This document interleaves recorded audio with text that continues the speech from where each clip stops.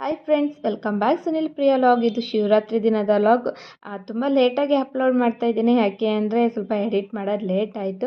ಎಲ್ಲರಿಗೂ ಮಹಾಶಿವರಾತ್ರಿ ಹಬ್ಬದ ಶುಭಾಶಯಗಳು.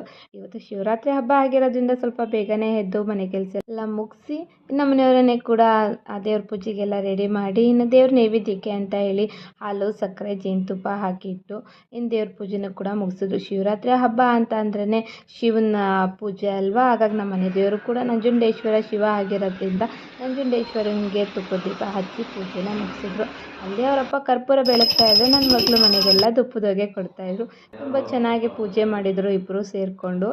ಇನ್ನು ನಮ್ಮ ಮನೆಯವ್ರೂ ಕೂಡ ದೇವ್ರ ಮನೆಯಲ್ಲಿ ನೋಡಿ ಪುಟ್ಟ ಪುಟ್ಟಾಗಿ ಎಷ್ಟು ಚೆನ್ನಾಗಿ ರಂಗೋಲಿ ಹಾಕಿದ್ದಾರೆ. ಇನ್ನು ಇವತ್ತು ವಿಶೇಷವಾದ ದಿನ ಅಂದರೆ ಬಾಗಿಲಿಗೆಲ್ಲ ದೀಪ ಹಚ್ಚಿ ಪೂಜೆನ ಮುಗಿಸಿದ್ರು.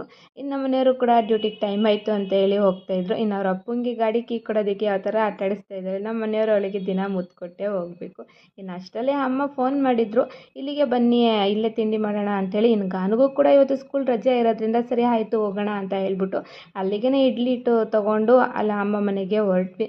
ಇನ್ನು ಸಂಜೆ ಅಮ್ಮ ಇವತ್ತು ಹಬ್ಬ ಆಗಿರೋದ್ರಿಂದ ಏನಾದ್ರು ಸ್ವೀಟ್ ಮಾಡು ಅಂತ ಹೇಳಿದ್ರು.